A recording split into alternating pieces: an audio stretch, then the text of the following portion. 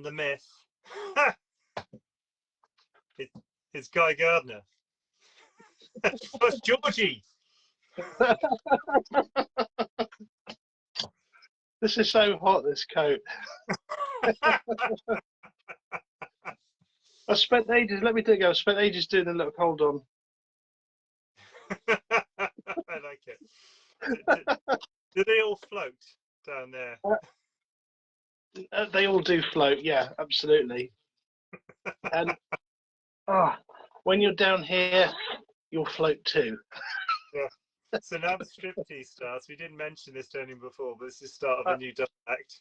Little sideline. Yeah. It's up to the watershed, isn't it? So, you know, we're okay to do this. See, I really think there's a gap in the market for middle-aged strippers, to be honest. Yeah. I'm not talking about middle-aged men with washboard stomachs. I mean, you know, the average Joe middle-aged man. I reckon there's a gap in the market. Hold on. Oh, did you see that? Oh, yeah, like,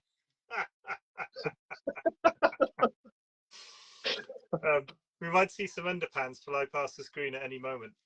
Yeah, it's only a matter of time. That was brilliant dressing as the moon. That completely caught me. I thought you were going to be the clown, but you know, that's the excitement. Pennywise. Yeah. No, I had the idea to be the moon, so I decided to go for it. I'm not sure the special effects department did me proud like they did with Teenage Mutant Ninja Turtles. I feel they've let me down slightly, but I'm glad I'm reckoning. Callum said I look like I was trying to stick my head through the moon. Yeah. Well, Sam's not feeling the need to throw underpants at us, so I'm hurt really. That's cut me deep. That has cut. I mean, what I would say, Sam, is it's early days, and you know, we'll get warmed up, and then it'll be like those guys are amazing, and that's when the pants will start flying. Yeah, so hold on to your underpants. They might eject of their own volition. Okay. Anyway, we weren't really here to strip, although that could happen later in the show. We are actually here for VHS Film Club, where Guy and I go back in my 80s VW Polo, which has been retrofitted with a flux capacitor. And we go and review some of the latest releases which are hitting the video rental places of the time. Guy, for people who don't know, do you want to say a little bit about you? Oh yeah, so I'm Guy. For anyone that doesn't know, Guy Gardner, full name, my pen name, and my actual name. I have a tendency to write books and then procrastinate. I'm at the procrastination stage. I'm editing one. So yeah, trying to find things to do other than that, but I have written 2 other ones, and yeah, I kind of write sort of a bit like Alan, really, I guess, in different genres. We both sort of write whatever we've sort of talked about in a separate thing, whatever we kind of like, really, whatever story sort of moves us. But there's normally some slight supernatural element somewhere, I guess would be fair to say. With yours, definitely, but always like a little bit with mine. A lot with yours, to be fair. You're editing one now, I believe, as well. I am actually. I've just finished Valhalla, where it's in that kind of trope. It's probably got a proper name, but I like to call it delusion of fantasy, where you're not quite sure whether what's happening to the character or the main character is real, or whether it's real to that person, i.e. they're having a delusion. I'm super close. Okay. I think that's just me. I'm not quite sure why. I don't know how to zoom out. I'd have to. Maybe I can do. That's as far as I can go without hitting the wall. That's. I'm afraid you're gonna have to have a close up of my face. Oh no, we lost Guy. There we go. Good. Yeah, sorry. I'll stop doing that. But, yeah, I finished the first draft. I'm just going through the second draft now. Then it's going to go to my in-house editor, and then I'm going to be putting out some ARC copies, advanced reader copies, for people to have a look at. And I know, Guy, you stuck your hand up for that, so thank you very much for sticking your hand up for that. Yeah. Cool. Yeah. So, what else have you been up to, Guy? Obviously, I've covered what I've been up to lately. What have you been up to? Well, it's busy. Obviously, I've been translating the entire Stephen King songbook into song. Any lyric anywhere, and possibly even writing a musical of The Stand. I think that's my next project. Because it's begging, I think, to have music set to it. So yeah, that's what I'm doing, man. That's taking up most of my time, to be honest. That and obviously I'm battling the captain trips. Super. I've actually infected myself. Always for always the purposes of the viewer, giving them the best experience. So my skin may melt off at any moment, but it's all good. We say this every time. You're so method. We got to be careful what films we pick. If we pick a vampire film, you're probably out, ripping people's throats out. So we need to be very careful what we pick for next time. Yeah. You just have to, Okay. So I thought this week we would, based on the films we've got, or more like TV miniseries that were released on video in the UK, I thought we would go to a Blockbuster because I can't remember them being anywhere else apart from a Blockbuster. So I think we're going to have to go to the Blockbuster, get out our blue card, and well, actually, we don't know what we're going to pick first, but we're going to pick one of these two gargantuan sets, which never would have fitted on one video cassette. Must have been at least 2 video cassettes for what we're gonna watch. But before we get into that, let's see what snacks we've brought. So let's go to Guy first. So obviously now I live in a post-apocalyptic world, so I've got to be a bit careful. But I found this tin. It looks like it's been sealed since the 80s. What I'm hoping, see. I hope Midas is in there. Not Starburst, but Opal Fruits. Look at that! Wow. A proper 80s snack, and there's a couple of fingers in here. We'll leave those. Blue ribbons as well. Nice.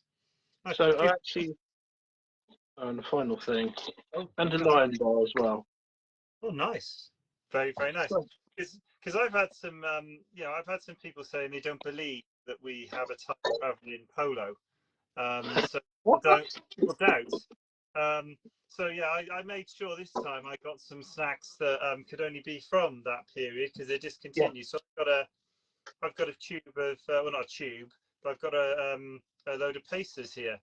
You've got it. Brand new as well. You can see that hasn't got age in because it's come, really it's only a day old because I went back to the mid 80s to buy these because I did get a new second-hand flux capacitor for the Polo because the original one broke. That was a ball ache. I had to go to Essex to find one. Very difficult to find second-hand ones, when they ceased production in 1985.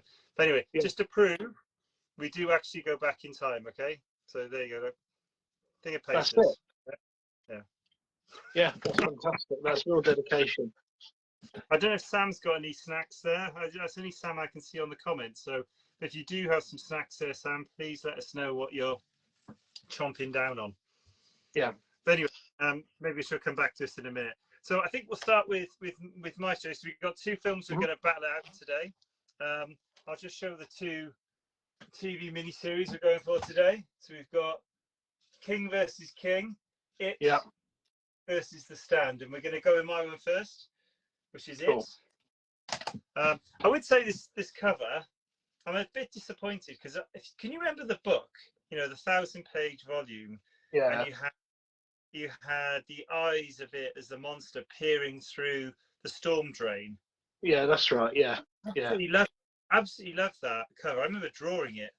I loved it so much. I think this is a bit of a disappointment in comparison to that book cover, if I'm honest. Yeah, I think The Stand was a bit like that as well. The one I've got, they newly, because he added more of the original manuscripts. It wasn't the original cover, but I like the original ones a lot more. Okay. Yeah, I do too. So it looks like Sam has got a deconstructed pineapple hedgehog. Well, oh, nice. It doesn't get more 80s than pineapple on a stick. No. So you're well in with the feel of the show. Yeah. That's dedication. Okay, right. So if people don't know, synopsis of it, you've basically got 7 childhood friends battle their biggest fear in the form of a murderous clown called Pennywise. I don't want to go any further than that. I'm just going to try and keep in a sentence. They do rerun later, but I'm just going to stick with that if you're not unfamiliar with the story. Sequels, no sequels, but obviously if you're a bit of a King fan, you know he made it into kind of a Dark Tower macroverse, and a lot of those stories sort of ping together, so like Dark Tower and Talisman and Black House, and there's loads more that I probably missed there. I think even The Shining's brought back into it, I think, as well, and stuff. It was remade though. It was remade, but no sequels. Thank God. Not everything has a sequel. Although apparently you have to remake it. You could argue whether it needs to be remade. It was released, and yeah, because these are TV series. This was released, I think it was ABC in the States. This was at a time where, you know, for our younger viewers, and we obviously have a lot of younger viewers on Facebook, things were released in the US a lot earlier than the UK. I reckon probably this hit the video shelf probably about a year afterwards. I'm probably guessing maybe 1 to 2, probably 91, 92. This probably would have been in Blockbuster. Yeah. Original certification was 15. It had to have a ceiling because it was a TV movie. But I actually like that because you've got to be more creative. Oh. Yeah. I am in serious words with our special effects department. Unbelievable. So, do you know, I feel like storming out, Guy. To be honest, yeah, I really do. I think you'd be quite within your rights. Yeah, so it had to have a ceiling, so it was made for TV. 15, but I like the fact that it has that because you've got to be more creative. It tends to be a more psychological kind of scare, which I think is a better scare. To be honest, I'm happy with it being a 15.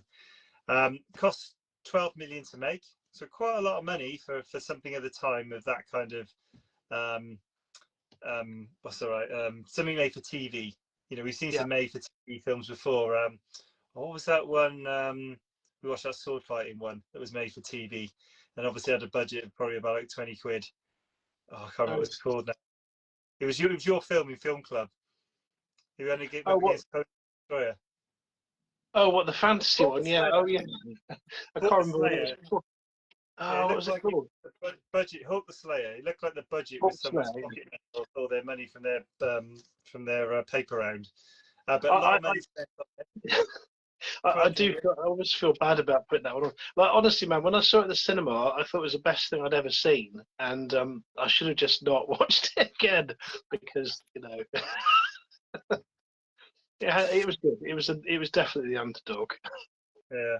So, but one thing I like about both these things, because they were made for TV, they suited. You lost less. You lost less from the book because they were able to show over a longer period, which is great. Because, you know, at the time the standard was a film of 1.5 hours. We have films now that are, you know, 2.5, almost 3 hours, and in series. At the time of this, it wasn't the case. It was like 2 hours. Sorry, 1.5 hours, 2 hours max. Yeah. Both of these were on TV. I haven't really done what they made because actually I think it was measured in a different way because they were made for TV. So in terms of viewers, 30 million viewers for both parts combined. So if you add both, because it's been 2 parts, and it was ABC's biggest success of that year. So it's really, really well. So set a template actually for other ones. Probably why The Stand got the money for it as well, because it was so successful. Yeah. So who's in it? So, do you want to? I've got a list of people. Does anyone want to highlight people in it that you? Well, I mean, obviously, Tim Curry steals the show. I'll let you. It's your bag, so I'll let you talk about Tim Curry. John Ritter was in it, who is like a TV film guy. He was super excited to be there. He tried to be in Stephen King films before. And I think he'd wanted to be in The Stand when it was talked about initially. So it was like a dream come true for him. He really loved being in it. Richard Thomas from The Waltons is in it. But as I'd only ever seen him as a kid, but, you know, he was really so the actual lad in it, who I quite brilliantly portrayed, I think, Tony Dakota, obviously without too many spoilers, he's not in it for a huge amount of time. But that's kind of the start of the film. Richard Thomas, Seth Green, Yeah. and Tim Reed, not people I know hugely well. There's quite a lot of other people, but they're the ones I kind of like got, you know. Yeah, and I think you've got some of the big ones. Yeah, I agree. Tim Curry steals the show here as Pennywise the clown. He's absolutely awesome, which made it very difficult to remake it, to be perfectly honest, because he was so good in that role. The other people I had in there, Annette O'Toole as Beverly Marsh. Films I remember in is 48 Hours with oh God, his name now. I can't come back to it anyway. What's that? Keanu Reeves, that 40 Hours? Oh no, 48 Hours. It's no, that's Speed. Sorry. That's Speed. No, God, it's completely gone. I can see his face. I can see both their faces. But Eddie Murphy and oh God, another a white guy. I can't remember his name. Plays a proper Nick redneck. Nolte. That's it. Yeah, Nick Nolte. There you go. Complete blank. And she's also in Superman 3, playing the love interest in Superman 3, which is his girlfriend back at home, where he grew up, rather than Lois Lane in Metropolis. So she's in it. She's really good. John Brandis as the young Bill Denborough, age 12. He was a really big actor, but he was also Bastian in The Never-Ending Story 2, a film that most people... Yeah, that's right. You mentioned Seth Green. He's in a brilliant film called Idle Hands, which we're going to have to review at some point. Okay. Which is absolutely brilliant, where someone has a possessed hand. It's a brilliant film, brilliant horror comedy. Emily Perkins, and she's the young Beverly Marsh, so Annette O'Toole's kind of younger version. It's funny, you see people in different roles and you kind of just don't paste it together. So when she's older, she's in a film series called Ginger Snaps, which is an awesome werewolf trilogy films. Really good, where they kind of I think it's a sister gets bitten by a werewolf, and they kind of explain away all the kind of like behavior on the fact she's going through puberty, when in fact she's a werewolf. So it's an absolutely brilliant film, really, really good. But she's in it. I also like the smaller actors. I love seeing the smaller actors and stuff. There's a guy called Chris Eastman. He plays one of the bullies. He's also a bully in The Never-Ending Story. Chases Bastard. He kind of got typecast a little bit as a kid. I think he got to do roles as he got older. Sam says she does Ginger Snaps. Great movie that is. More out of the VHS era, to be honest. And the other one, which I was really glad to spot, is a lady called Helena Ye. I hope I probably pronounced her name wrong. I do apologise if I have. So she's the waitress in the Chinese restaurant when they all return back to Derry. She is Happy Gilmore's one-night stand in Happy Gilmore. So I was really pleased to spot her. I love spotting the smaller actors and giving them a shout out. But so those are the people that I noticed in it. But you got the big ones. You absolutely got the big ones. Got the teleplay, because it's on TV, so not really a screenplay. The original person who did the screenplay was someone called Lawrence Cohen. And he's done a lot of other Stephen King stuff, including the Carrie film, the original and the remake, actually. And some other stuff, but I think largely they did the first part to his script, and then the second part got completely rewritten by the director Tommy Lee Wallace, and again someone else who's got a big kind of grounding in horror. Amityville 2, lots of sequels actually. Halloween 3, Fright Night Part 2, and he was also the director. We like the music in a lot of stuff as well. I've got to be honest, with the opening credits of this, it scared me like the opening credits of House. There was something really stark in the opening credit music. So it was like, Jesus Christ. So I like that. But that composer was someone called Richard Bellis, who I don't know, but apparently he was for this particular one. I think he did a lot of TV stuff. Did Star Trek, Deep Space Nine, but he won an Emmy for this. So this was his, this was his biggest moment, I guess, in terms of getting recognition for what he did. What do you think of the special effects in this, being a 1990 film? 1990s. I think there's some cool effects. Again, the creepiest things for me are the things that aren't necessarily the flashiest. So there's a scene where the drugstore guy, the old guy, is sort of talking about something, and suddenly his hand is sort of like his sort of claw.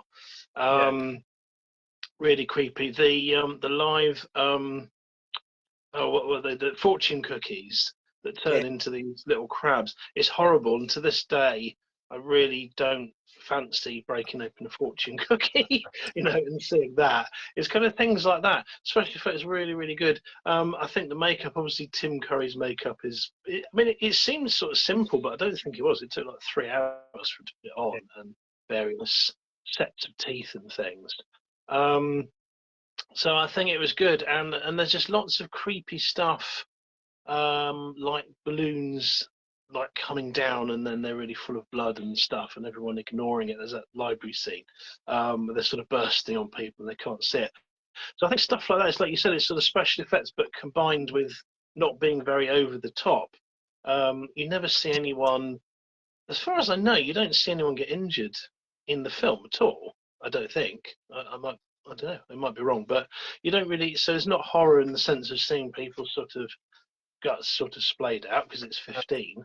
Yet it's massively creepy, and like I'm just thinking another scene springs on the old lady when she's drinking the tea, and then she suddenly starts slurping it. It's horrible, and it's way scarier than any sort of CGI, anything like that. I've seen a little bit of it, which the new one, which to be fair does look scary as well, and it's got all the bells and whistles and everything. But if you think what they were working with, it was mostly Tim Curry. The effects really did it. We can't really talk about the end, can we? I think the special effect at the end was the mass. It was the one that people just went, really. And I think to this day that's we can't really say too much about it, can we? Because it would be a spoiler, but that's the thing that lets it down, I think. We've got to keep the run going where we don't give the spoilers. We're not for one probably, or not for many. You mentioned Pennywise. I think you probably know as well that under his insistence, he pared down the makeup. Said, "Well, I'm going to be scary. You don't need all this makeup to be scary. I'm going to be scary." And he was absolutely right. That came through. I think I love it's all practical. It was pre-CGI. It's just before, isn't it? Really. Fantasy 2 were the company who did it, and they also did Fright Night Part 2 as well. Actually, they also worked on that film as well. But I thought the special effects were really, really good. Any other one on the special effects side? I think most of it is it's things like people. It's makeup, a lot of it as well. Like when one of the bullies sort of Belch, isn't he? Sort of comes back from the dead. He pops out from under the bed. It's like not wearing a massive amount of makeup. It's not, but it's just like a little bit. He looks a bit moist and a bit sort of dewy somehow, and it's absolutely horrifying. It's really scary, and I think that sort of does it. Every time it's that sort of subtle special effects combined with the acting. Apparently, Tim Curry is another one. With a lot of these guys that's so good is that people started avoiding him on set because he was so convincing. He scared everyone, quite literally. I have a. Did you have a Tim Curry factoid? Because I've got one, but I don't know if you've got it, so I don't want to take it away because it's a good one. Yeah, you take it. I'll gloss over it if I've got it, but and then we can move on to the scary bits because I think we're definitely seamlessly moving into that, which would be great. Tim Curry has coulrophobia, which is fear of clowns. So I don't know if you got that, but and in his contract he had to have a specification of no reflective surfaces on set. He's absolutely terrified of clowns. Brilliant. Brilliant. Although I think I did say, I thought I saw him in a video say he wasn't. I don't know if he said that for other things, but I saw that. I saw that fact as well. Funny. If we go on to scary bits as well, you mentioned a couple. I'll mention ones I got. See if you got any others left over. Pretty much any scene with Pennywise in was kind of, I guess, funny and scary.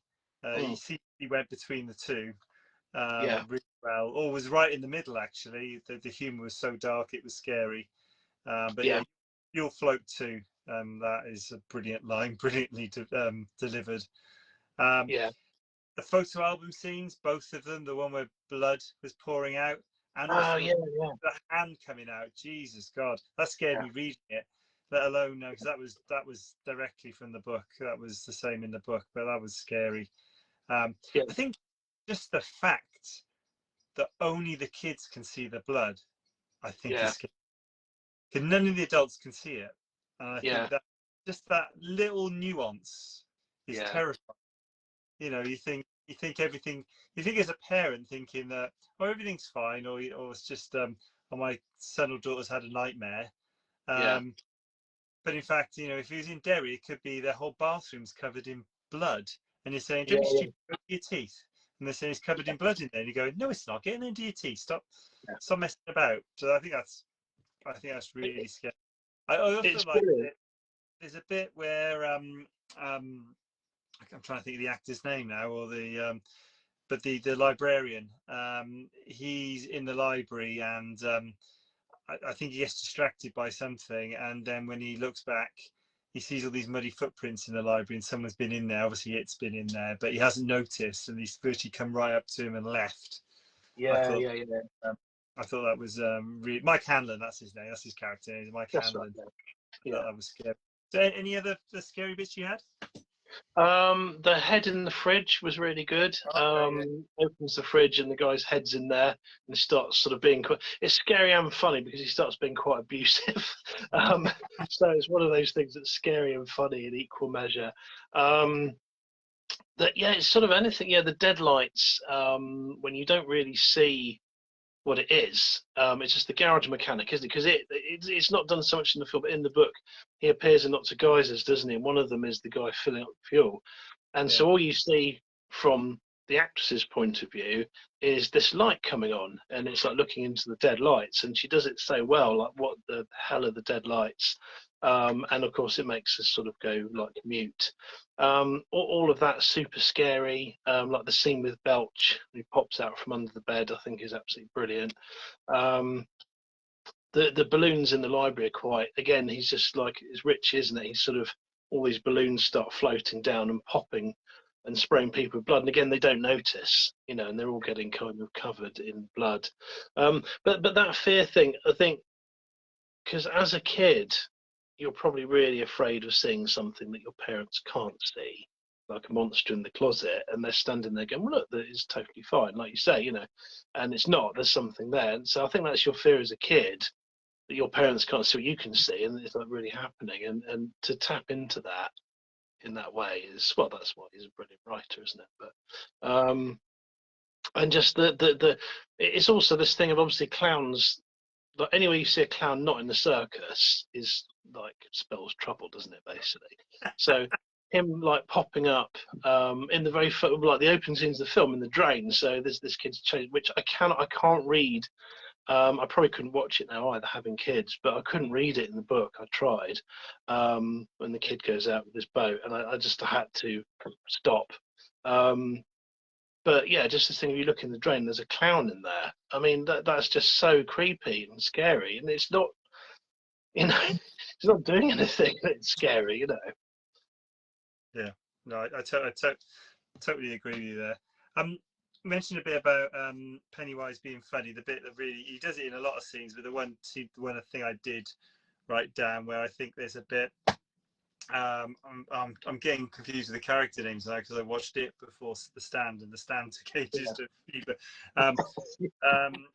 yeah, but yeah, one of the one of the Lucky Seven, when he's kissing Annette O'Toole. Not really kissing Annette O'Toole, he's kissing Pennywise, and like they come apart, and like Pennywise's makeup is all kind of smudged. He's like, "Kiss me, fat boy." Yeah. That was, it's it's equally scary and funny at the same time, and he Yeah, does that so well all the way yeah, through, even when he's delivering lines which aren't really that funny, because he's cracking himself up. He's like, yeah, you know, we talked about this before about the villains having the time of their lives. We talked about it with Freddy Krueger, yeah, absolutely having their best life, I guess. yeah. And Pennywise was Music doing that. festival. So Yeah. yeah, No, that's yeah, funny that's bits. totally it. Yeah. Did you have any particular funny bits? Or No, that was actually the one I was going to say. I just yeah, that "Kiss Me, Fat Boy" was brilliant. That was the sort of funniest bit I could think of. The sort of then there's just lots of just general funny, stroke sort of scary stuff. One of the best lines, "When you're here with me, you'll float too," is just it's just brilliant. It's such good writing. Um, but yeah, Timko's brilliant. He did the whole thing apparently as he decided to do it like an old time Chicago like comedian. So that's the voice. He gives that sort of gruff voice, and he sort of studied that in his kind of delivery. A really old fashioned vaudeville comedian, you know, and it's just brilliant. But apparently he entertained some of the kids. Didn't realize that what was going on, and he actually entertained them as a clown between takes. You know, they didn't know who he was, and yeah, he just entertained them. You know, as presumably not, you know, with the horror stuff. But he did scare. He purposely scared the kids that were in it yeah, for the film. He purposely scared them with the teeth to keep them you know, so they didn't get too friendly. So he was smoking. Apparently, he's a terrible chain smoker. So he's sort of smoking and showing them these sharp teeth, you know, just to make sure they stayed afraid of him. But again, probably not something that would be allowed now, I would imagine. But oh, um, there'd be a bit of scarred. I quite like the story, and I can't remember which one of the child actors it was. Where one of the child actors complained, "You're scaring me," and he just turned around and said, "That's my job." Oh, so it's great. Oh, you mentioned a few favourite scenes. I'm going to go through mine. It's not a long list. Maybe I know you've already mentioned some bits, but maybe you got some to add. I already mentioned the photo album scene where the hand comes out. Honestly, yeah, because I love the book, is doing it now. Actually, it's doing it right now. It made my skin crawl as soon as the scene yeah, starts. Even just thinking about that scene, because I read that scene before I watched it in the film. And in fact, I remember reading that scene in my English class. They asked me to yeah, go read a scene in the book, and that had scared me so much. I thought I'll read that bit, but that made my yeah, skin crawl. I knew they were going to do that scene in the TV series when I was watching it again. All my skin crawled, and it did it again then. yeah, Um, I love the bit with Pennywise in the graves, where he's dug yeah, 7 graves, each one of the lucky seven, which is sorry if you don't know, lucky seven is what this group of kids call themselves in the film. Um, and basically he says to I think it's Bill Denbury says, "Oh, pick one of the graves." So really, really creepy. But he says it so happily, like it's. But he said you can't have that one, which is obviously a foreshadowing of one of the yeah, lucky seven making it, which I thought was really, really good. What did Sam just yeah, put? It's creepy just listening about it. So Sam wouldn't watch this yeah, one. Wife wouldn't watch this one. And then, yeah, yeah, Pennywise, there's a bit where Richie Tozier comes to the library to try and meet Mike Hanlon. This is when they're adults. And Pennywise is there. And he spends like a good 5 minutes, well, it feels like 5 minutes, terrorizing Richie. And no one else can see Pennywise. yeah, There's a full library. No one else can see Pennywise apart from Richie. Um, and that's brilliant as well, because he's making fun of him at the same time as terrifying him. And that's what he said, yeah. well, the balloons were popping. Hi, Alison. I'm glad you made it to the party. So did you have any favourite scenes? Those are my top three. Yeah, the rattler in the library is brilliant because it's Yeah, so annoying as well. That's the thing; it's really annoying. He starts telling those jokes, doesn't he? As well, like really yeah, old, corny jokes. I like all the bullying scenes. I think are really good. There's the scene where he meets the young when they're young, and the guy that's the main sort of bully, which now his name's gone. But he takes some mashed potatoes and put it on his glasses like yeah. that. Henry Bowers. That's it, yeah. And Yeah, that's so well done, that scene. I think it's absolutely brilliant. And then that's the point that Richie then discovers he's sort of um, dumps his lunch on him and runs off, and they slip over, and then he makes fun of them. And he's sort of empowered at that point. He realizes at that moment that he's got a superpower that they haven't. He can use comedy to make everyone laugh at them and make them feel like he did. So I think that's a really lovely scene in the film. Very, very well done.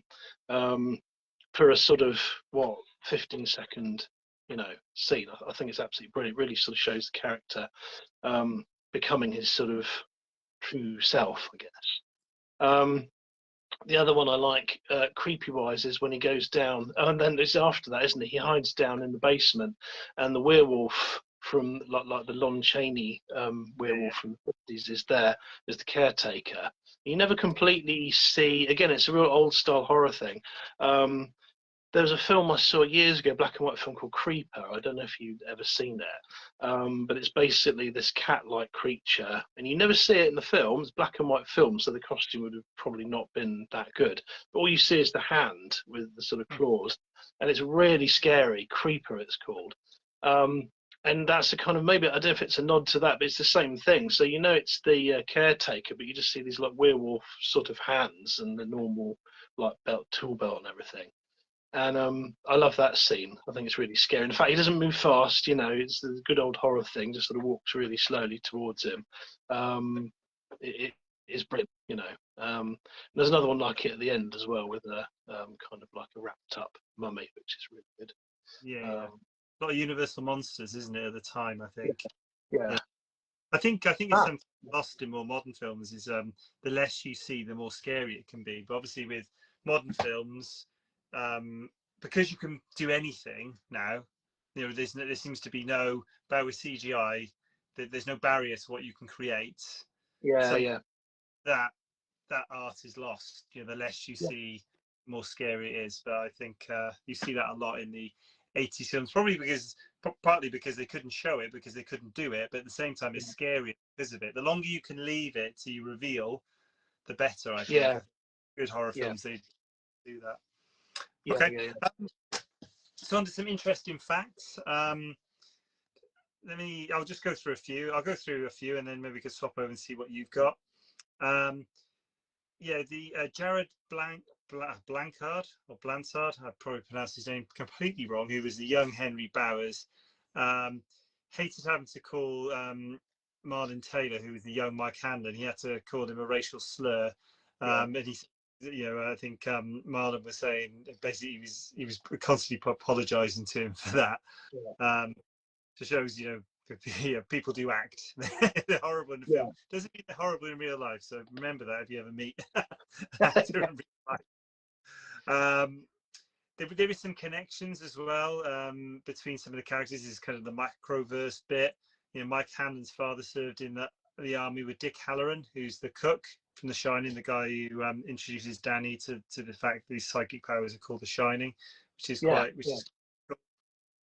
And Eddie Kaspbrak is also friends with Paul Sheldon, who's the protagonist in Misery as well. So Eddie Kaspbrak is one of the lucky seven.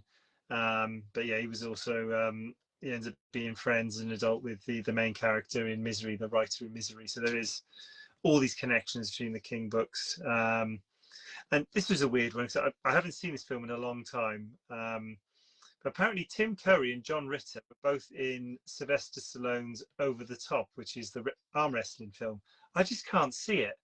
Maybe John Ritter, but Tim Curry in Over the Top. I just can't. I'm gonna have to watch it to verify it. But I couldn't quite see it somewhere. Did you have any? I've got a few more, but if you had some. No, I think I've done them as we went along. I think that Tim Curry being frightened of clowns and playing the scariest clown in history is brilliant. Poor bloke. I mean, like, it's dedication, isn't it? It's like, no, I'll do it. I'd love to be it, But so no reflective surfaces as part of his contract. The bit where they filmed that's supposed to be in a sewer, there's sort of a lot of the end stuff. Was actually in a steel mill, filmed in a steel mill, and there was so much rust about that all the actors had to be super, super careful what they did because of the risk of getting tetanus. So again, it probably added to everyone being, quite afraid on the screen because they really were in real life. But Yeah, so it was just this completely unhealthy, unsafe, like working environment. I think the one in Nightmare on Elm Street is a similar thing. Actually, it was filmed in some Yeah, horrendous factory filled with fiberglass and God knows what. yeah, Yeah, yeah. but you just get on with it, don't you? You know. It did in the 80s and the early 90s. Yeah, Yeah, so a pretty stupid thing. I really liked Richie Toge's Adult's Car, which was a 1988 Chevrolet Camaro. It was like a sports car, um, um, soft top type. I really loved that. I like the idea as well. The idea for the book, original book, came from Stephen King. Collecting his car one night, he had to walk to get his car, and it was at dusk and it was getting dark, and he had to walk over a bridge. And he suddenly had that thought, like the Three Billy Goats Gruff kind of thing. yeah, Thinking, what if there was a troll under that bridge? And as soon as I walk over that bridge, I'm kind of that's the end of me type thing. And that was kind of the kind of genesis of it. yeah, Yeah, you're frozen on my screen, but hopefully you'll come back. I can still hear you. yeah, So that was really, really cool. I saw an interview where he talked about that. George A. Romero from Night of the Living Dead, he wanted to direct this, but lost interest when the runtime was reduced. yeah, I like the fact that the younger actors collaborated with the older actors to develop mannerisms that they yeah, could kind of to make it seamless between make it a connection between the older actors and the younger actors. yeah, Uh, yeah. Unfortunately, Jonathan Brandis took his own life in 2003, just 27. Oh, Um, blimey. yeah, and he was massive. I think he was on the cover of like every magazine. I think he was a real teen idol type person. Yeah. Um, Oh, um, I'm sick of this stereotype of another writer who lives in a mansion. I know we live in mansions, but not all of us do. So no. I'm getting sick of that stereotype, to be honest. Yeah, yeah, um, I like the fact well, no, I don't like this fact, but I thought it was quite a fun fact that Emily Perkins was actually scared by the blood bathroom scene and actually stayed with her. So not very safeguarding there, really, with yeah, the kids taking some nightmares with them. Interesting, Richard Thomas, who played Bill Denborough, so John Boy Walton, said he was absolutely bricking it for the bike scene with Audra, where he's trying to, at the end of the film, where he's trying to get her out of a catatonic state. oh yeah, yeah. So, although he said that in interview, I watched it through, and very clearly, in the most dangerous bit, it's a stuntman riding the bike. So it kind of, Yeah, yeah, I was like, okay, were you scared for the stuntman then? Because you weren't actually in the dangerous bits.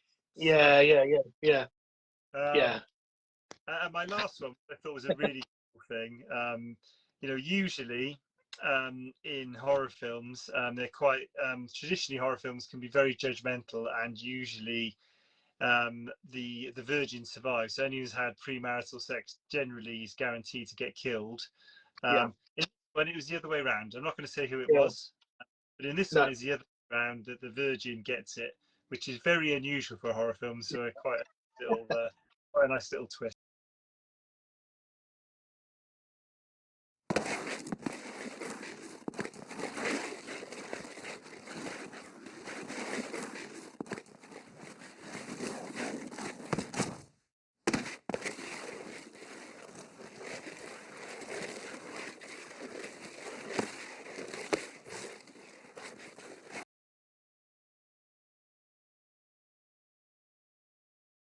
I know I didn't say that I was coming down.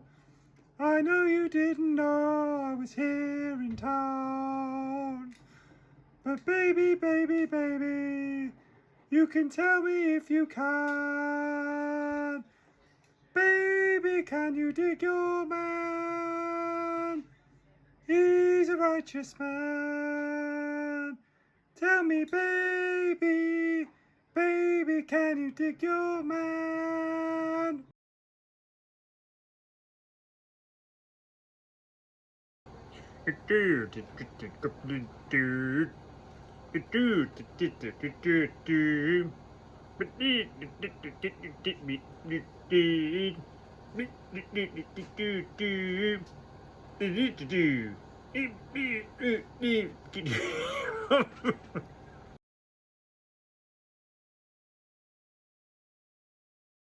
Can you dig your man?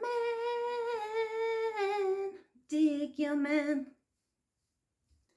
Can you dig your man? He's a righteous man.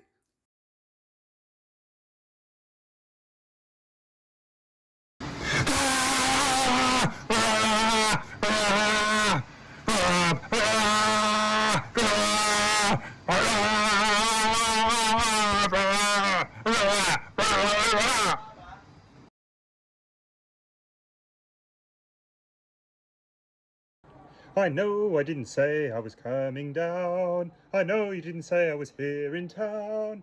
But baby, tell me if you can. Baby, can you dig your man? He's a righteous man. Tell me, baby, can you dig your man?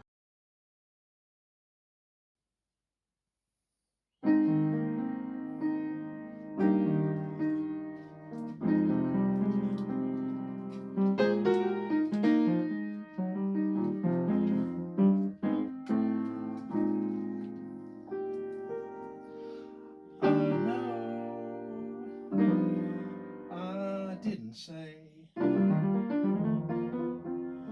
I was coming down. I know you didn't know I was here in town.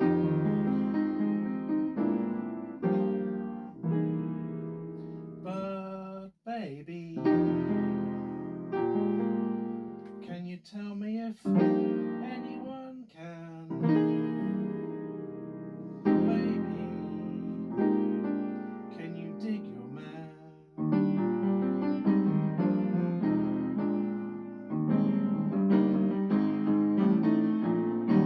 He's a righteous man.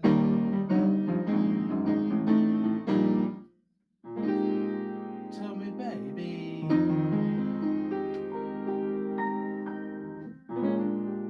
can you dig your man?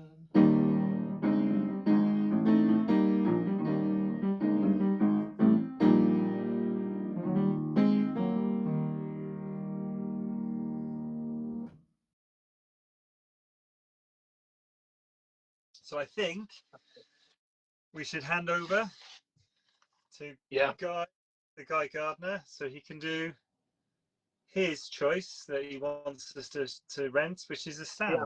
Do you want to give us a synopsis of the stand? Yeah, so I'm going to try again not to explain the whole story. We'd probably be here till tomorrow morning if I did. But basically, I don't know which book's longer. They're both absolutely massive, aren't they? But possibly the stand might be. But I think it's about 1,000 and maybe stands about 800 pages. But oh right, okay, yeah. But you know, size isn't everything. You know, we mustn't.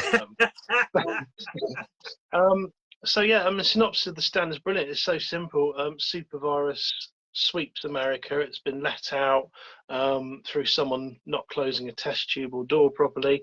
Very, very quickly sweeps across America and the world, decimates most of the population. Everyone struggles to survive, and that would be a good story anyway. But the twist to it is everyone starts having these dreams, or a certain group of people do, which draw them, you know, to the sort of almost like the good side and the evil side. So it's a real classic story about good and evil, basically. So there's the good side who try and battle the evil side. The evil side sort of set up camp in Las Vegas and get everything running, and they have eggs and bacon, and it's quite cool.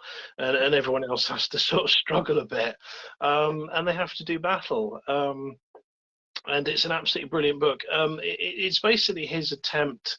He sort of said about it in the beginning that it was his attempt to do Lord of the Rings, really. He wanted to do a fantasy and do a real epic, in-depth sort of fantasy, you know, big sort of brick of a book. And he certainly succeeded, you know, and I think it's possibly one of his best-selling books of all time. I may not be right on that, but it certainly was a while ago. It's been the one that people consistently sort of mention. Yeah, it's absolutely a great story. And then obviously we're dealing with the mini series. Same deal really. They tried to do a movie Stephen King didn't want to do a movie because the film was sort of so big. So it ended up being a mini series, and it took quite a long time to make it, which I'll get back to. But it had 125 speaking roles and 225 different sets. It was a really massive sort of undertaking. Came out a bit after it, came out in 1994. But again, probably because of the success, I think there was another one, it'll come to me in a minute. They had made other King ones before, there's obviously The Shining, but I suspect it might have paved the way for it, you know, because it was the massive success that it was. Boasts a really awesome cast. It's funny how these books, the bad guys, seem to end up getting most of the credit, actually. It's always the way, I guess, because they're really interesting, aren't they? And again, Jamie Sheridan plays Randall Flagg, who's the main sort of baddie in the book and the film. Should sort of point out, like, Randall Flagg is not in the film. It's kind of like implied a little bit he's like sort of Satan, but he pops up in lots of other books, most notably The Dark Tower, and he's not the devil. He's kind of this character that walks. He's basically like a sort of wizard that's really turned quite bad, and he walks between different worlds, kind of creating quite a lot of trouble as he does, and he goes under different names like Martin Broadcloak. Absolutely brilliant bad guy.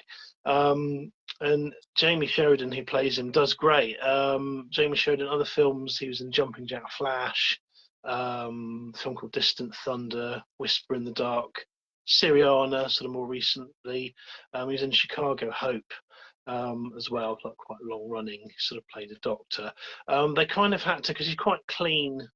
He's got quite a look, Jamie Sheridan. He's quite clean cut, and they had to sort of make him look a bit rougher, because the whole point, Randall Flagg, he's a bit sort of he wears these raggedy old jeans, and he's the walking dude, right? He walks around all these leaflets. I nearly dressed as him, but I couldn't find enough leaflets to stick in all my pockets, so I went with Georgie Denborough.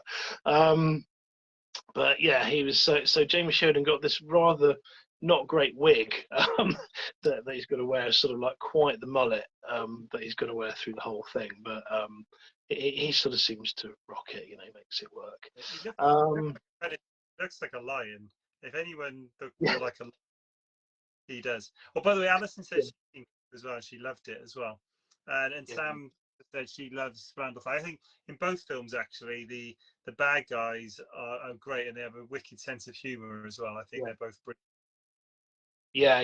He does, and he's well, we'll maybe get on to some of the best moments, but his character is brilliant. He's so brutal, and he's also got an evil sense of humour as well.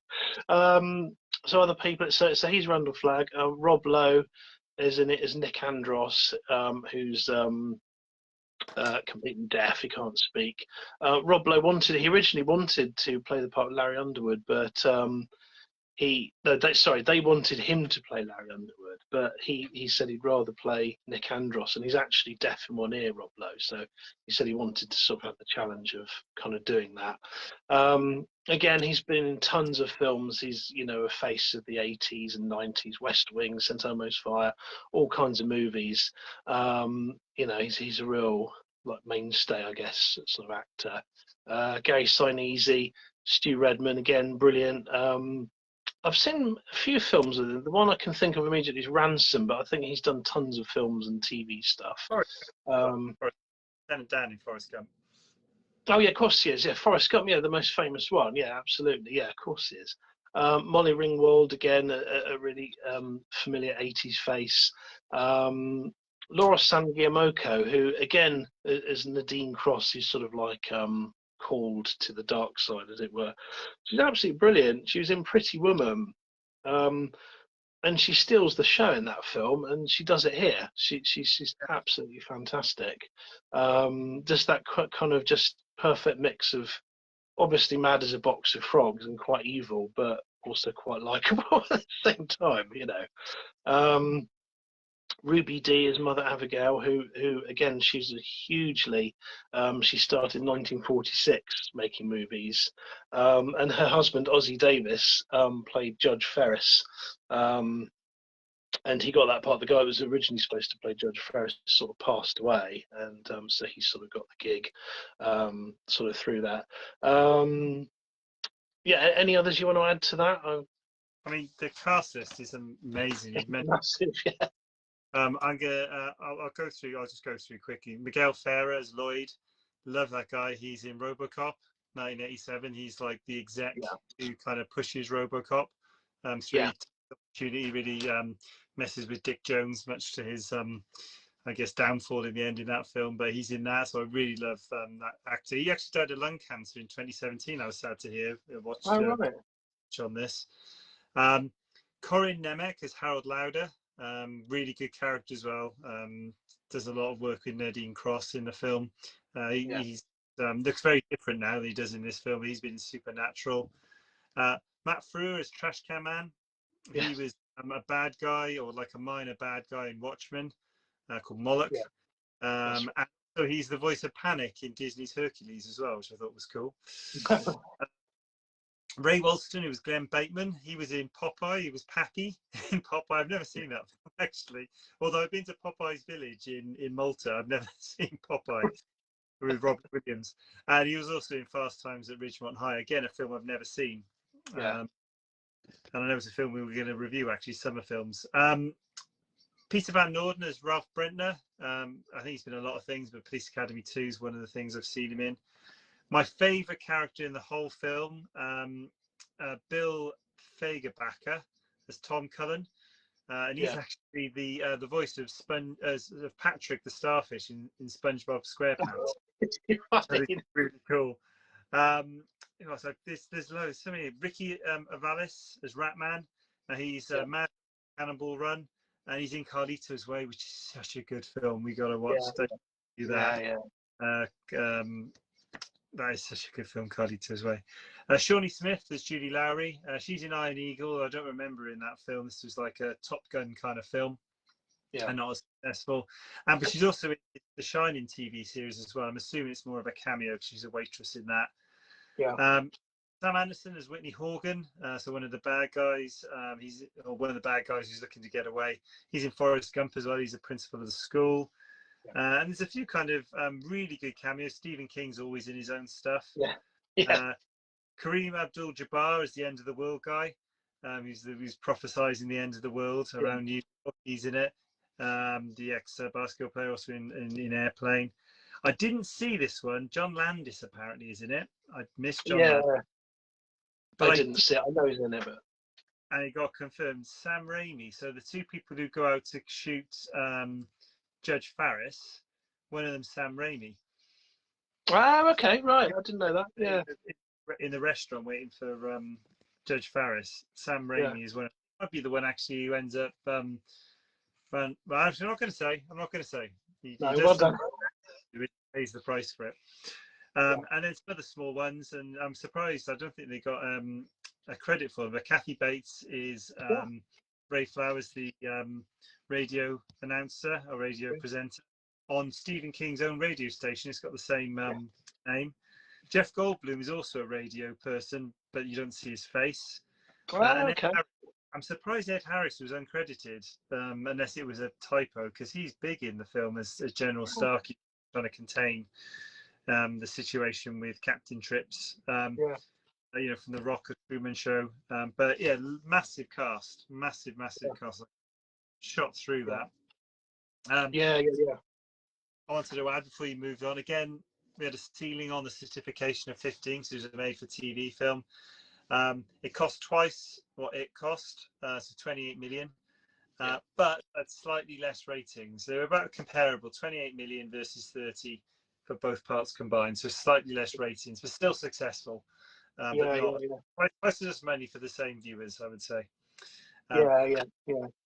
And interestingly as well, unlike the other one, the actual screenplay for this one was written by Stephen King as well. And that's great, because I think a lot of, and we'll get to this in a minute, a lot of his lines make it through, straight through, which is great from the book. Which, have you got who's directed by there?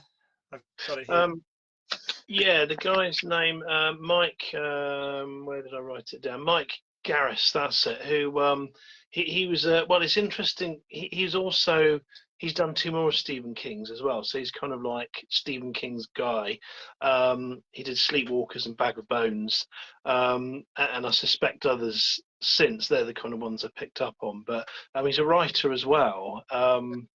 And Stephen King has sort of said that he really likes his directing because he basically doesn't. He's basically a really good like middleman. He doesn't sort of put his own thing on it and say, well, it's going to be like this, it's going to be like that. He just takes the book and tries to make the best version of it, into a film, which I think obviously Stephen King, quite likes. Yes, and what about I know he did the Shining series as well. So the one probably the next King did that one as well. Yeah. This one had it was supposed to be. It was in quite a long time in talks, and in fact, Stephen King originally didn't feel it was worth. He was almost like saying, "Do you really want to make a movie out of it? Is it really sort of worth?" He's kind of like didn't really sort of see it. And then as a movie, it was going to be way too long. It would have been like 6 hours, and then they tried to cut it down. He tried to cut it down himself, and I think they said, "Can you do a 200-page script?" That was Warner Brothers, and he turned in a 400-page script, which was about 600. Yeah, it equated to 6 hours.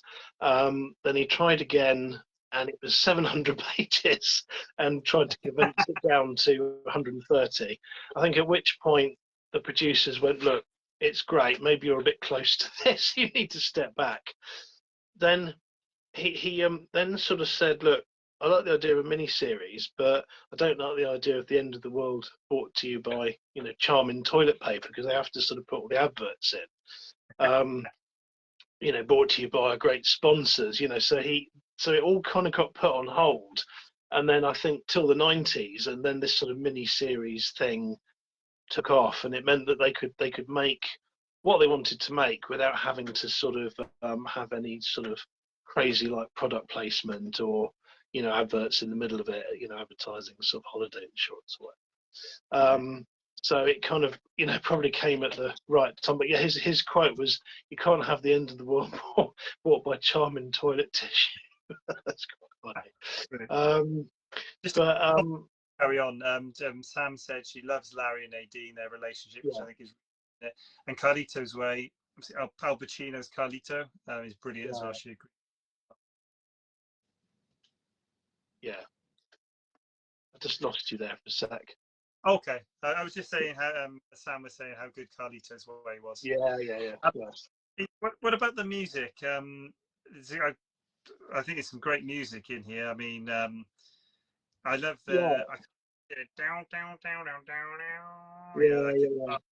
which I assume was the composer, kind of, which is Eugene Snuffy Walden. Yeah, he's great. He was again. The reason the music is so cool is that Snuffy Walden's a rock guitarist, and he actually started out life as a gigging touring musician. That's like what he did. And he was actually on a King Crimson album called Still, and he said that he was doing all these gigs and tours, and then he saw himself as 60 and still doing it and playing in a Holiday Inn somewhere, and kind of thought, this might not be for me. And someone heard his band, and asked him to sort of do the music for a TV show, and it became, I can't remember the show now, I did have it written down somewhere, but it became a really popular show, and the music, catapulted him fame, really. Is it Roseanne? So I know he did the music for Roseanne with. It might be actually. So yes, he did. So his music is like great film music, but he kind of injects, like he's a great guitarist, so he injects all this cool rock guitar stuff, and so his scores are always sort of really interesting, and the Stand was great. The music to that is so absolutely brilliant. Love that. Yeah. And also, I guess the other songs they took, sort of at the opening credits to "Don't Fear the Reaper." With with all the people who are kind of dead, Captain Tripp's early kind of victims. That is so, because they just go through, like, I guess normal. Just go through. I think they go through the army place where they develop the virus. I think that's where they go through. I think the captain hands through that, and they don't fear the Reaper. There's all these people like dead, like exactly where like in lunch and stuff, which I thought was brilliant. Really good first song. And then Don't Dream It's Over, Crowded House as well. I thought that was a really good song to chuck into it as well. So I thought that yeah. good. Yeah, it's a lot about the music, isn't it? And the book's like that as well. There's a lot of quotes in it from. I mean, he always does quotes from songs anyway, but in the stand, he pulls out all the stops. You know, it's some great stuff in there. But yeah, it's fantastic. Yeah, so the music's absolutely great. Another thing, I mean, we'll probably start getting on horrific scenes. I think the other thing, the scary thing with it, really, again, Randall Flagg having the time of his life. But really, it's what people actually do to each other that's by far the scariest thing, isn't it, in the story, and what they're prepared to sort of do, and this sort of virus that gets out. People have, you know, sort of thought, oh, we'll make a really virus that'll kill everyone. That'd be a good idea.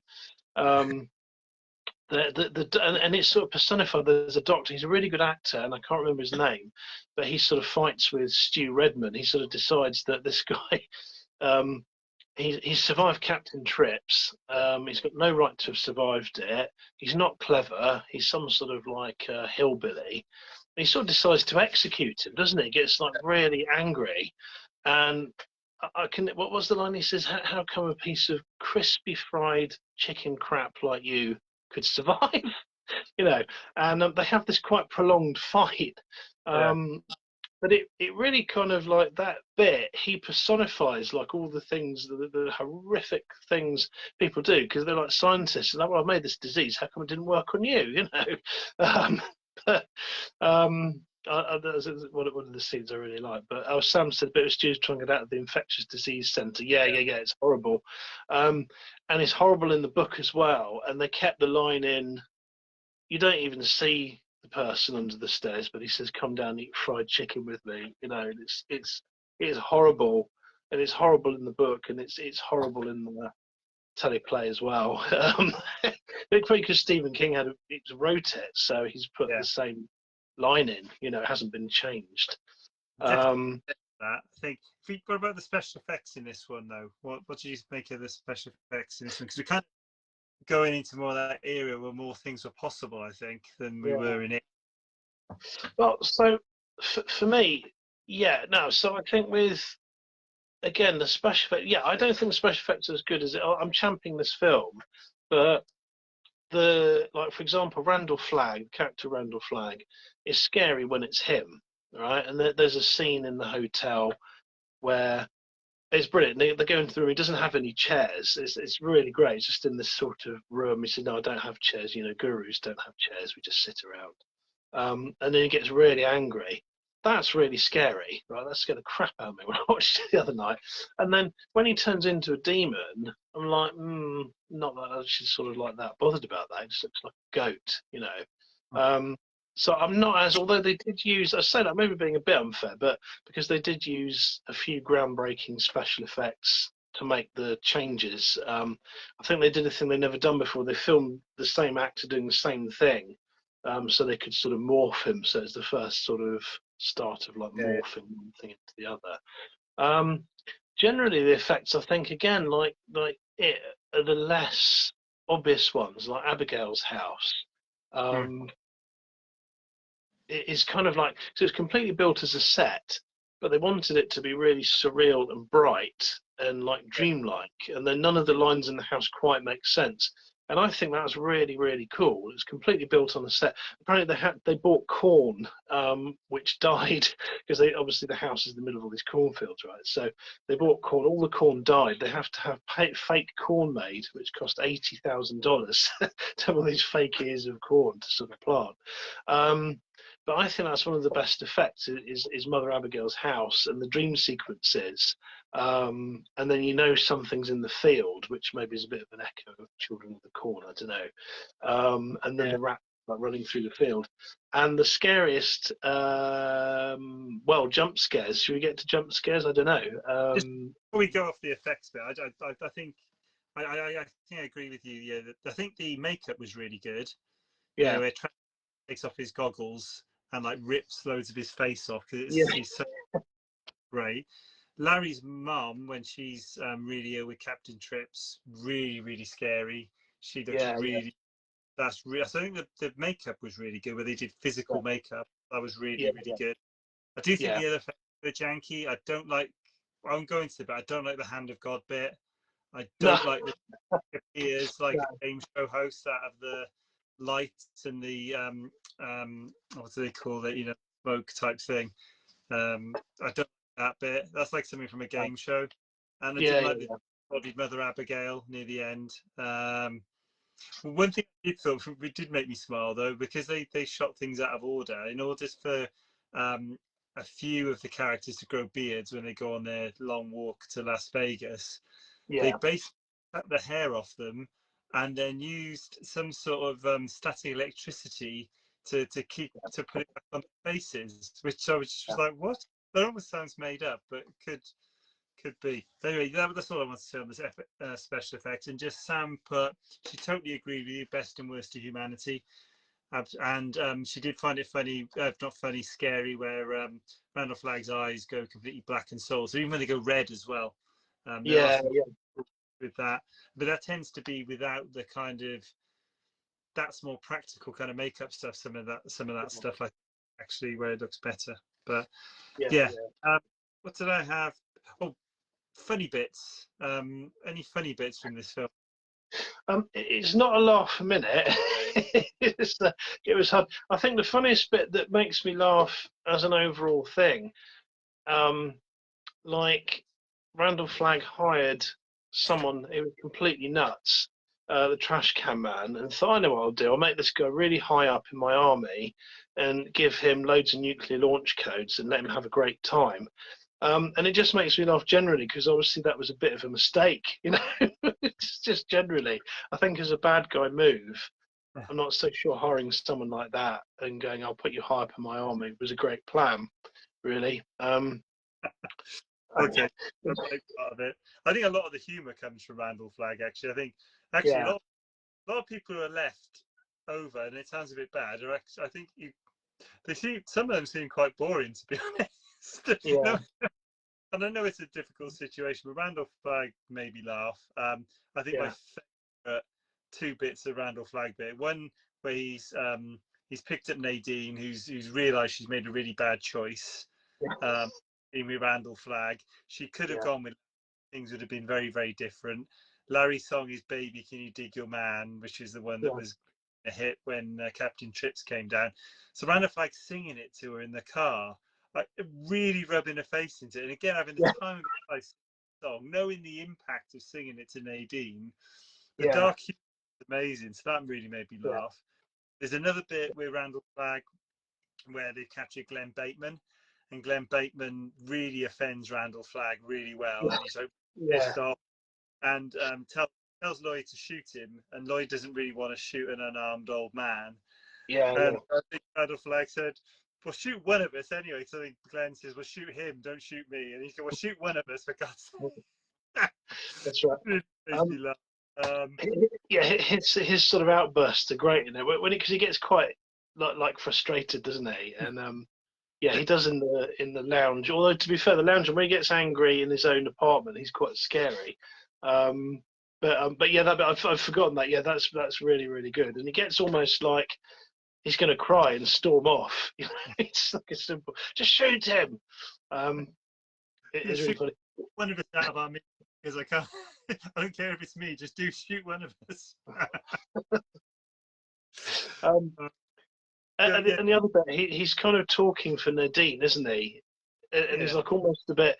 He's going, "Oh, she's just a bit, you know." He's gonna, I'm just gonna shut the door. We're gonna get on with it. You know what I mean? He's kind of like, and it's obviously not working out very well, and he's like a tiny bit flustered, and trying to do all the talking on her behalf. Oh, she's just enamored with me, you know. And it's like, no, mate, it's not working. You know, she doesn't like you. You know. No, I like, and the only other bits, I say there wasn't too many laughs in it. I really like the bit where Harold's working on his bomb. Dean turns his music off and he goes, "Don't mess with my disco, Nadine," which really made me laugh as well. And the other bit was funny, but by accident, just with the American English to kind of English translation, where I think Fran gets off her bike. She'd been riding a motorbike for a bit, and she says something about having calluses on my fanny. Yeah. And that killed me, but only because it means something different in the UK. But Yeah. Yeah. I've never seen those words put together before, so that made me laugh as well. Okay, let's go on to some scary bits then. So, which I think you mentioned some. Any other bits which really kind of like, kind of. I think the baddie stores steal the show, and I think Sam said a while ago. The sort of Molly Ringwald, the relationship between her and Larry is a tiny bit. It's sort of insipid. It's right. The bad guys always get the great laughs, don't they? So most of the scenes that he's in, and he's turning people are like someone tries to stab him, and he turns the knife into banana, doesn't he? And again, he's just having a whale of a time with all these sort of powers that he's got, which is quite funny. I think the scariest one is the cornfield scene when the sky goes really dark. And he's the scarecrow, and they sort of said in later things, most of the cast thought that was the scariest of his different heads, because it was just a scarecrow, it was just falling apart and rotting and sort of speaking, and there wasn't anything particularly nasty. It wasn't sort of, there wasn't anything, it was just like sacking, falling apart, and that's quite a scare. That's the jump scare for me. That's the one that I've seen that a few times, and every time it comes to that bit, and he's a scarecrow, that genuinely makes me sort of jump. That's the scariest thing, I think. He sort of turns when he turns from a crow. He sort of flies in the book. I think it's slightly better in the book. He's the crow, isn't he? And he's sort of watching, and then there's this sort of flurry of feathers, and he kind of appears and brutally sort of attacks and eats some sort of henchman that hasn't quite done what he's supposed to do. That's quite good.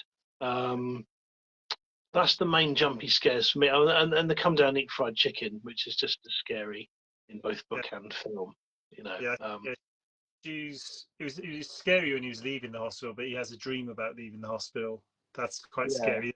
The bodies that talk, the you see in that film, but the ones that turn around and talk to the characters, those are scary.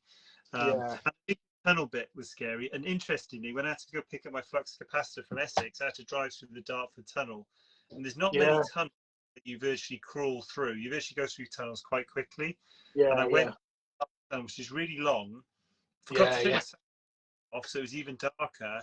I felt really claustrophobic, and I think it's because I just watched the Lincoln Tunnel scene with Larry and Nate going through there. So that did actually stay with me, and it came out and affected me in real life. That's great, that scene. That's all really scary, isn't it? They don't really know if it's clear or not, so they don't know if they're just walking into a pile of horrendous bodies or it's good that I like that scene. I think it's worth, especially considering King wrote the teleplay, there's any killer dialogue or cool bits. If I go through my bits, maybe that'll stimulate some thoughts in your head as well. I can't remember who says this, but someone says you can't outrun the Dart Man, which I really liked. I had to get away from him. There's a bit as well where someone's talking to Ray Flowers, everyone's phoning in saying what's really happening, what's going on and what's being kept quiet. And the military are burning bodies of dead people who died of captain trips. And I think the woman says, "Have you ever smelt burning bodies?" And I just thought it was a very chilling line. It was just like, it makes me chills now, just to ever smelt burning bodies. It's sort of, it really just says everything in a very short amount of words. So I like. I loved all the things with Tom. MOON, that spells. And it does spell moon, which I think I absolutely love that as well. But it's everything. Other things that I really liked it when Randall Flagg was, obviously most of the time when he's watching, he's the crow. But there's one bit where I think he's on a telegraph pole as a crow, but the next moment he's as the person, just kind of hunkered on the telegraph pole, which I really liked.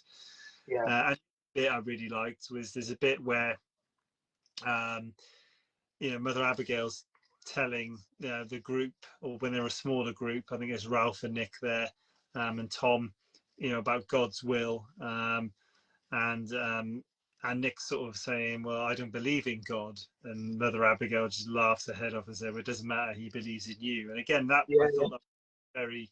I really like that bit as well. So I don't know if you had any bits like that, or any cool script or anything. yeah, the crispy fried, when he calls them a piece of crispy fried chicken crab, it's like, what an insult, you know. There's just every word, you know, sort of dripping. The MON one is really good. There's a line I don't want to get it right, but he sort of says, "Oh, this is my friend Nick Andros, and you know, he can't speak, but that, you know, it doesn't mean that he's not clever." And the guy says, "No, he's got that look, hasn't he?" You know, he's like literally doesn't really know what to say, so kind of says the first thing. You know, he's got the look. You know, I like that. Randall Flagg comes up. He's got some great one-liners. There's that deer. He kills a deer. There's like a streak of lightning, isn't there? And then he says, "Rubber dub dub, thanks for the grub," and just tucks into it. Just like, you know, heads going, and you know, it's just sort of covered in blood, and again, that's I remember that in the book. It's exactly the same. It's great, and it's such a cool. It's sort of like he's a person most of the time, but that really shows that he's got this like animalistic side, you know, that he doesn't really sort of. He's got these sort of pent up things that he needs to do, you know. So I think that's really good. I think that the other best ones, I think you already mentioned. There's some great ones. The jail one is good. Where he says, "Shoot one of us," you know. Yeah, it's. That's when scary Randall Flagg is. He can just pop up anywhere and mutilate you. A bit like Fenella, the Chorlton and the Wheelies, just pop up and just suddenly that's the end of you. And that's scary. You don't see him come in. He's suddenly there. He knows what you're doing, actually, for the most part. He knows what you're doing, and he can just do that. So he's very, very scary bad guy, actually. By the way, Dartford Tunnel is a nightmare in its own right, regardless of that. Definitely more scary after you've just watched The Stand. Yeah. So on to the factoids. Do you want to do some factoids? This is your Yeah, so I've done the fake call one, haven't I? That was sort of my best one. The jail sequences were shot in a real jail, and they were shot in a sex offender unit, and they moved all the inmates out, and then the crew thought that the belongings that were there were sort of props made by the art department. So they started moving them about, and, "Oh, we don't need this," and chuck them out. And then obviously the prisoners then came back and were really angry, and some were demanding money, some were demanding autographs of Stephen King, you know, for the stuff they were put through. I don't know if they got any of those things. But yeah, they just sort of shot. It's just a weird place to shoot it, but I guess it was sort of there.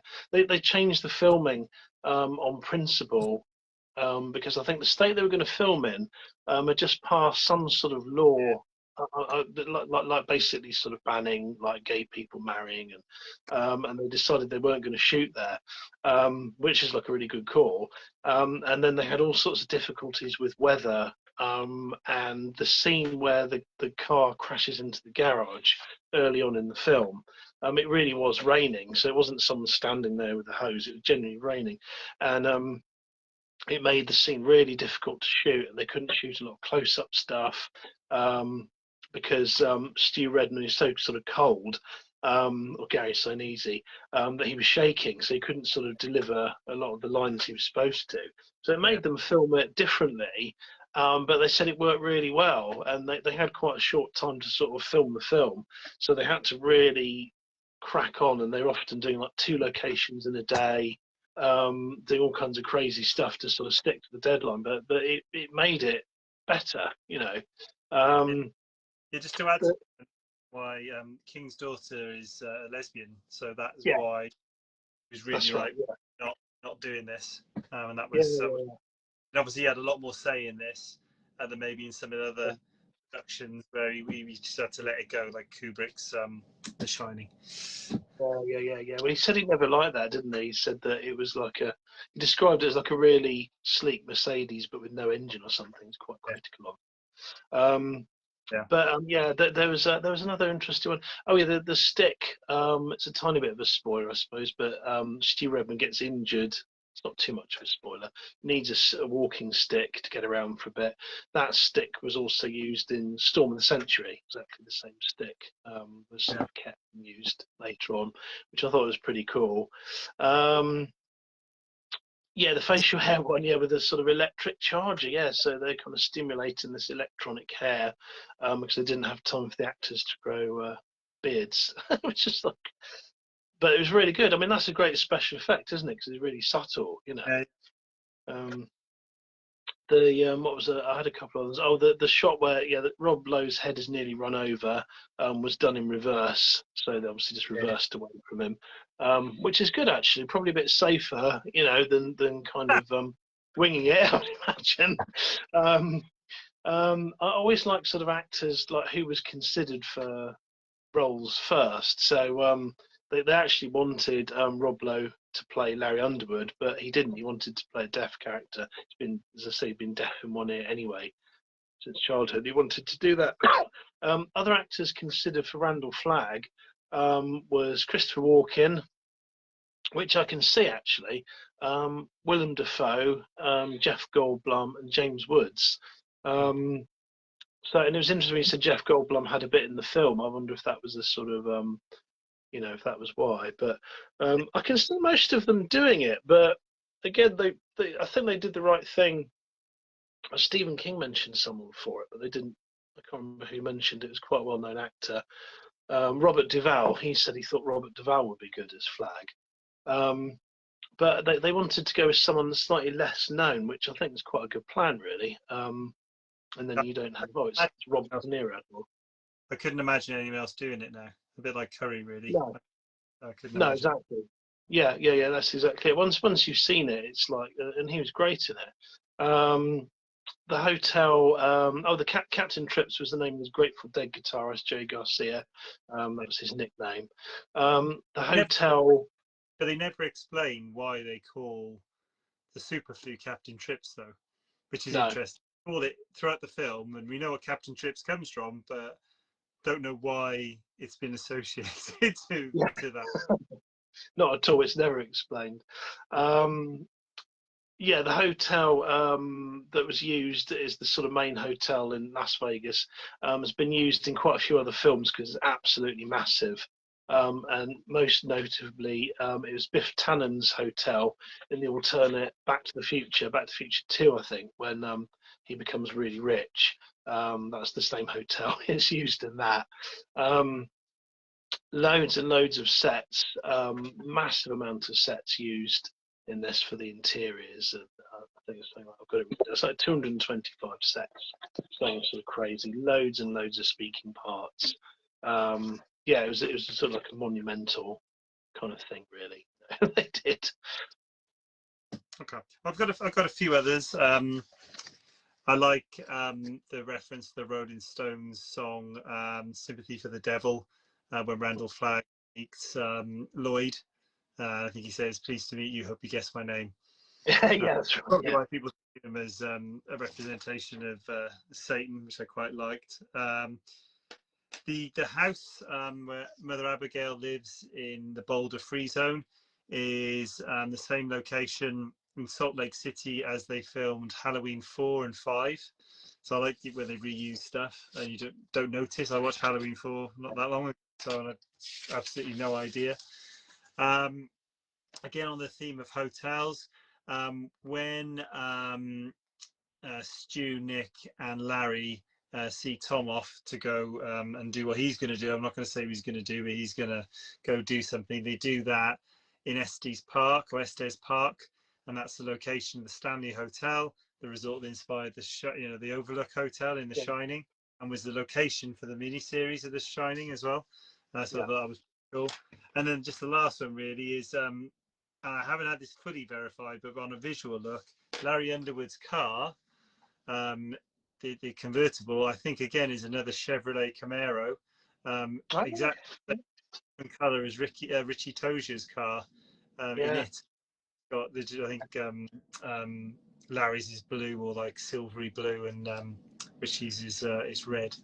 But anyway, I think that's it for the factoids. We need to get down to the nitty gritty, I think, and I'd like to start with a pitch for why I think we should go, because we've only ever got money. Back in the early 90s, we were still struggling artists, so we never got the money to rent films. In fact, I don't think we can carry all the videos for this one, and we've got to have some money for snacks. So I think this is a photo finish, but I do think it wins. And the reason I think it wins is I think I really don't like the Hand of God scene. And the disembodied Mother Abigail. It does fall down in the end. I know King things can fall down near the end. If they'd have recut it, it would almost be a dead heat, I think. But the other is, I think, head to head, as good as Jamie Sheridan is as Randall Flagg, I still think he's pipped by Curry as Pennywise. So that's why I think we should be hiring it rather than the Stand. Okay. That's good. You definitely make a good case there with it. I would say also at the end of it, the creature is bad as well. It's just like, I don't know why they just really. It's Stephen King endings as well, isn't it? Like we said about this before. I'm going to talk to him because obviously we both know him pretty well. We've been around for dinner and stuff. I'm going to say, look, mate, just sort your endings out. They're not cool. We won't say anymore because we don't want to. Really, the book ends. It's been a while since I read it, but it's very much this kind of transcendental thing where they're, on the back of a turtle, that old kind of myth that the Earth is traveling on the back of a universe and stuff. So it's almost too trippy to film, isn't it? I guess it wouldn't. So it was almost like bookending is kind of almost like impossible to convert to film, I think. Yeah. I will pitch for the Stand because I think I love both of them. To be honest, I love both of them equally. But I do like the immersiveness of the Stand. It's so long, you can really kind of get into it, and the characters. I love the interplay between the characters. I love their sort of journey. I love the fact that it's his attempt at fantasy. He said, I never write fantasy, but he did. He wrote Eyes of the Dragon, which is like a fantasy, and there's lots of that in the Dark Tower. But it's his attempt at Lord of the Rings, kind of Stephen King style. So for that, I'm going to stick with the Stand. Okay, so we have a standoff then, it seems. Yeah. I'm not sure who's still with us, but we need, if Sam or Alison, I think, who've joined us tonight, if you could please give us your vote. I think you can swing it. If not, we'll leave this as an open, and we can comment in the Facebook group afterwards and come up with a winner. But at the moment, unless I get something through the comments, can you say anything, Guy? It might be my comments have stopped or. No, nothing's come up yet. No, I think we might have been too much. Okay. Possibly the points of us getting naked has just scared people off. I don't know. Okay, dead heat at the moment. So unless someone comes on, maybe we'll put it out on a Facebook poll. But at the moment, it's a dead heat. Oh, hang on. Right, Alison's. No, we've got one. Alison said the Stand. That's the Strand. That's not even in the running, Alison. I'm not even eligible because I don't think it's a King. King. So That's the Oscar one.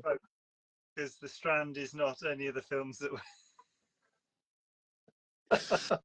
You know what? I think I'm going to have to admit defeat. So obviously Alison's going for the Stand. Yeah. Sam refused to watch it, so Sam would go for the Stand too. So to be honest, I'm going to have to declare the Stand the winner. So congratulations, guys. We're going for this, but next weekend we're definitely going to rent it out. It's too late though. Yeah, the Strand. That's just the Oscar Wilde version of the Stand.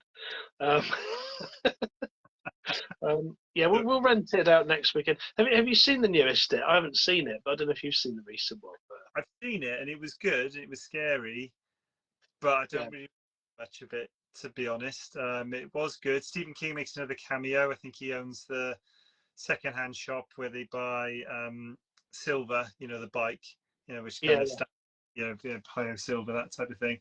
I think he owns that. I think there's even a jibe about him not being able to write endings, I think, in when the interaction. So it's James McAvoy who plays Bill Denver in that version. Yeah.